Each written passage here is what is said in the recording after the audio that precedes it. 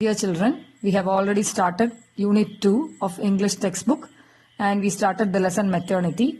In the first part of the lesson Maternity, we understood that how terrible was the life in refugee camps. That is, we know about we came to know about Armenian refugee camps and how the people settled down there.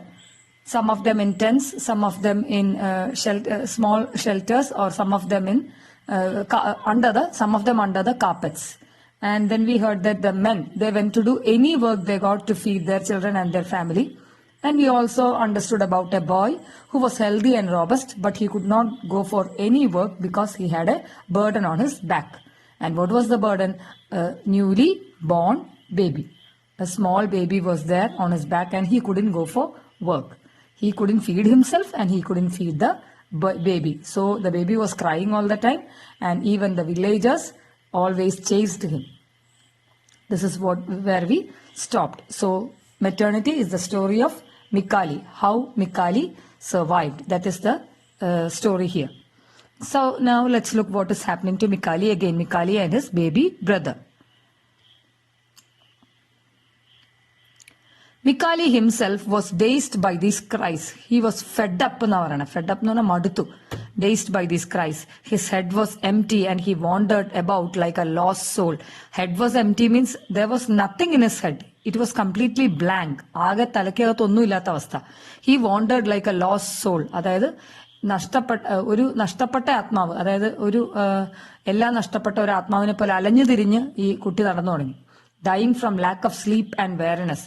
Dying from lack of sleep എന്ന് പറഞ്ഞാൽ ഈ മിക്കാലിക്ക് ഉറങ്ങാൻ സാധിച്ചിട്ടില്ല. കാരണം നിങ്ങൾക്കറിയാം, തൊട്ടടുത്ത് താമസിക്കുന്നവർക്ക് ഉറങ്ങാൻ സാധിക്കുന്നില്ല, കാരണം ഈ കുട്ടിയുടെ കരച്ചിലുണ്ട്. അതുകൊണ്ട് അവർ ചേസ് ചെയ്യുന്ന കാര്യം നമുക്കറിയാം. അപ്പൊ പിന്നെ ആ ബേർഡൻ ചുമക്കുന്ന മിക്കാലി എങ്ങനെ ഉറങ്ങാനാണ്? And weariness means he was really tired, always dragging about with him the deafening burden. Deafening burden എന്ന് പറഞ്ഞാൽ അതിഭയങ്കരമായ, അതായത് അവന്റെ ചെവിക്ക് യാതൊരു തരത്തിലുള്ള സ്വസ്ഥതയും കിട്ടാത്ത തരത്തിലുള്ള ഒരു ഭാരമാണ് അവന്റെ ചുമലിൽ കിടക്കുന്നത്. The deafening burden. നമ്മളെ ഡെഫ് ആക്കുന്ന തരത്തിൽ. It is something related to hear. That is ears-ആയിട്ട് related ആണ്. That had been born. That is the deafening burden that had been born. So he is now walking around with the burden on his back, and the boy is always crying. He cannot sleep. He is always tired. He cannot go for work. അപ്പൊ ഇങ്ങനത്തെ ബുദ്ധിമുട്ടുകളെല്ലാം നമ്മുടെ മിക്കാലി അനുഭവിച്ചുകൊണ്ടിരിക്കുകയാണ്. You can see in the picture also. So the deafening burden that had been born for his misfortune, and it is its own. അപ്പൊ ഇനി മിക്കാലി അല്ലെ കഥാകൃത്ത് പറയുന്നത് ആ കുട്ടി ജനിച്ചത് അതിന്റെ ഒരു മിസ്ഫോർച്യൂൺ, അല്ലെങ്കിൽ അതിന് ഉണ്ടായ ഒരു മിസ്ഫോർച്യൂൺ ആണ്. അതുപോലെ തന്നെ മിക്കാലിക്കും ഒരു മിസ്ഫോർച്യൂൺ. മിക്കാലിക്കും ആ കുട്ടിക്കും രണ്ടുപേർക്കും ഒരേപോലെ ദുരന്തമയമായി ആ കുട്ടിയുടെ ജനനം എന്നാണ് പറയുന്നത്. And that had so badly chosen the moment to appear on this earth. ഈ ഭൂമിയിലേക്ക് വരാൻ വേണ്ടി എടുത്ത ആ സമയം, അല്ലെങ്കിൽ ആ ഭൂമിയിലേക്ക് ആ കുട്ടി വന്ന ആ സമയം, അത് വളരെ മോശം സമയമായിരുന്നു. രണ്ടുപേർക്കും എതിരായിരുന്നു വിധി. Everybody listen to it with irritation. ആകെ ദേഷ്യമാണ്. ഇതിന്റെ കരച്ചിൽ കേൾക്കുന്ന ആളുകൾക്ക് ഇറിറ്റേഷനാണ്. They had so many troubles of their own and they all pitifully wished it would die. ആലോചിച്ച് നോക്കണം, അവിടെയുള്ള കോമ്പാട്രിയറ്റ്സ്, അതായത് ഇവന്റെ തന്നെ നാട്ടുകാർ, they were irritated with the cries of the child and also പിന്നെന്താ സംഭവിച്ചത്? and pitifully wished it would die. അത് മരിച്ചാ മതി എന്ന് വരെ അവിടെയുള്ള ആളുകൾ ചിന്തിച്ചു തുടങ്ങി. കാരണം അവർക്ക് they had many troubles of their own. അവർക്ക് അവരുടേതായ പ്രശ്നങ്ങളുണ്ട്. അവരുടെ സ്വന്തം നാട്ടിൽ നിന്ന് അവര് ഓടിപ്പോന്നിരിക്കുകയാണ്. അവിടെ ടർക്കിഷ് മസാക്കർ, അതായത് ടർക്കിയുടെ ഒരു ഭാഗവും അർമേനിയ, അനറ്റോളിയൻ, ടർക്കി, ഏഷ്യ മൈനറിന്റെ ഒക്കെ ഭാഗമായിരുന്ന ഭാഗങ്ങളിൽ ടർക്കിഷ് എംപയറിന്റെ ഒരു മസാക്കർ എന്ന കൂട്ടക്കൊലയുടെ ഭാഗമായിട്ട് അവിടെ നിന്ന് ഓടിപ്പോരേണ്ടി വന്ന ആളുകളാണ് ഇവര്. അപ്പൊ ഇവരെ സംബന്ധിച്ചിടത്തോളം ഇവർക്ക് ഇവരുടേതായ പ്രശ്നങ്ങൾ തന്നെ ധാരാളമുണ്ട്. അതിന്റെ കൂടെയാണ് ഈ കുട്ടിയുടെ കരച്ചിൽ. So the next paragraph, but that did not happen, for the newborn child sought desperately to live and cry louder his famished state. Famished state അവന് വേറെ അവസ്ഥയൊന്നുമില്ല.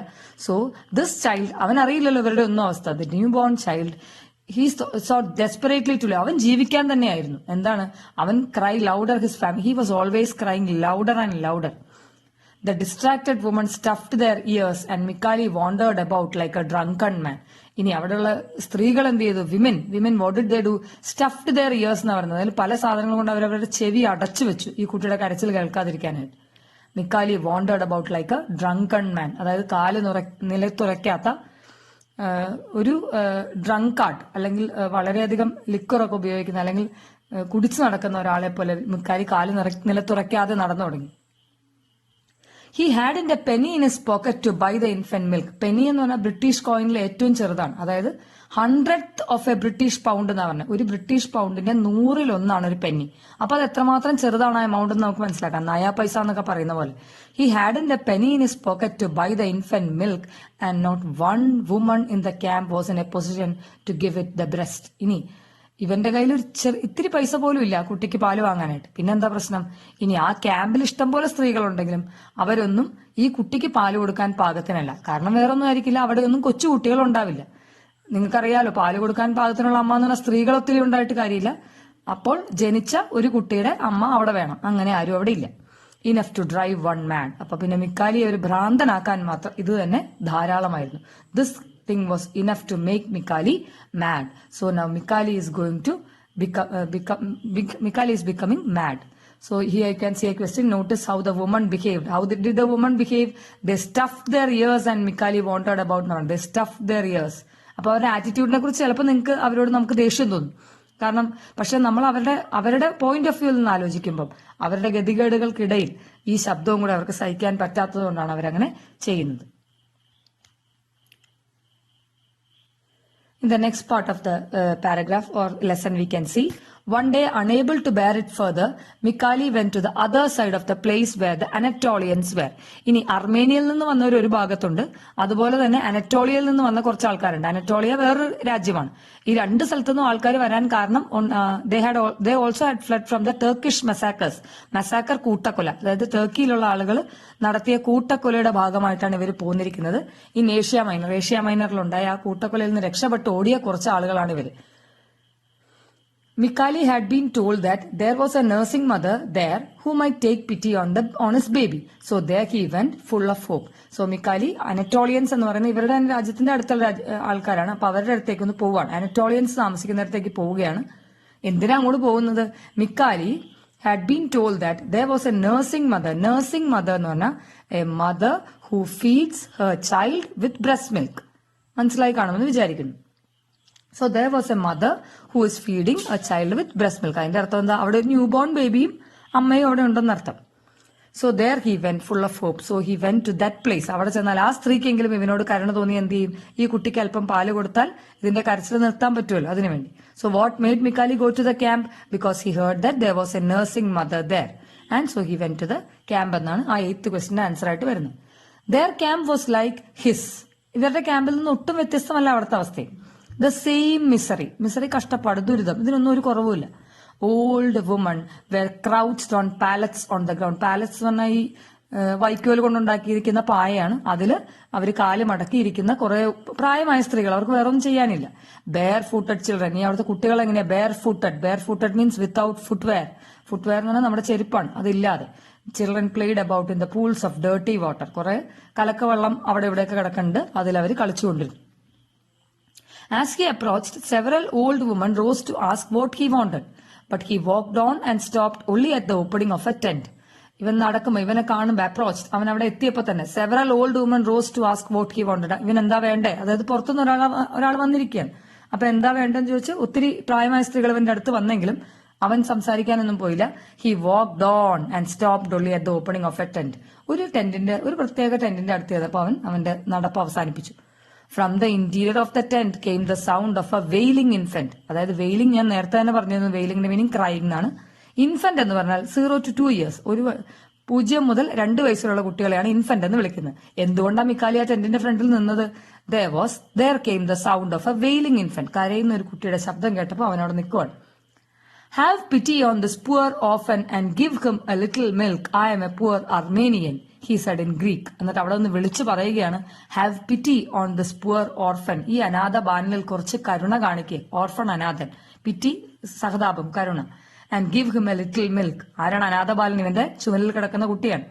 I am a poor Armenian, ഞാനൊരു അർമേനിയനാണ് എന്ന് ഗ്രീക്ക് ഭാഷയിൽ സംസാരിക്കുകയാണ്. At his appeal എന്ന് പറഞ്ഞാൽ അവന്റെ റിക്വസ്റ്റ്, അവന്റെ ആ ഒരു അപേക്ഷ കേട്ടപ്പം a lovely dark woman appeared. Lovely എന്ന് പറഞ്ഞാൽ വളരെ സ്നേഹമയ്യായ ഡാർക്ക് വുമൺ, ഇരുണ്ട തരത്തിലുള്ള സ്ത്രീ പുറത്തേക്ക് വന്നു. She held in her arms an infant blissfully sucking the maternal breast. So there was A small baby in her arms. നിങ്ങൾക്ക് ചിന്തിക്കാവുന്നതേ ഉള്ളൂ. ഒരു വളരെ ചെറിയ ഒരു കുട്ടി, അതായത് ജനിച്ച അധികം നാളുകളാവാത്ത കുട്ടി. അപ്പൊ ജനിച്ച അധികം നാളാവാത്ത കുട്ടികൾക്ക് നമ്മൾ വേറെ ആഹാരം ഒന്നും കൊടുക്കുന്നില്ല. So the child is having breast milk only and the child was blissfully sucking the maternal breast. അതായത് വളരെ സന്തോഷത്തോടുകൂടി ആ അമ്മയുടെ പാല് കുടിക്കുന്ന ആ കുട്ടിയാണ് കാണുന്നത്. It's eyes half closed. അതായത് ജനിച്ചാൽ കുറച്ച് നാളുകൾ കഴിയാതെ കുട്ടികൾ എപ്പോഴും കണ്ണുറന്നിരിക്കുന്നില്ല. മിക്കവാറും നിങ്ങളൊക്കെ ജനിച്ച കുട്ടികളെ കണ്ടിട്ടുണ്ടെങ്കിൽ, അതായത് ജനിച്ച ഉടനെയൊക്കെ കുട്ടികളെ കണ്ടിട്ടുണ്ടെങ്കിൽ കൂടുതൽ സമയം അവർ ഉറക്കമായിരിക്കും, അല്ലെങ്കിൽ തന്നെ കണ്ണുകൾ പാതി അടഞ്ഞേ ഇരിക്കുള്ളൂ. അപ്പൊ ഇത്രയുമൊക്കെ ആയി കഴിഞ്ഞപ്പോഴത്തേക്കും ഈ സ്ത്രീ കുട്ടിയെ കൊണ്ട് ഇറങ്ങി വന്നു. അപ്പോഴത്തേക്കും ആ ചുറ്റും കൂടിയ സ്ത്രീകളെല്ലാവരും മനസ്സിലാക്കി ഇവന്റെ കയ്യിലുള്ള ഒരു കുഞ്ഞുണ്ടെന്ന്. Let see the kid, is it a boy or a girl? അവരെല്ലാവരും വളരെ സന്തോഷത്തോടെ ചോദിക്കുന്നത്. കാരണം കുഞ്ഞു കുട്ടികളെ കാണുക എന്ന് പറഞ്ഞാൽ ആൺകുട്ടി പെൺകുട്ടി എന്ന് വേർതിരിവ് നമുക്കില്ലല്ലോ.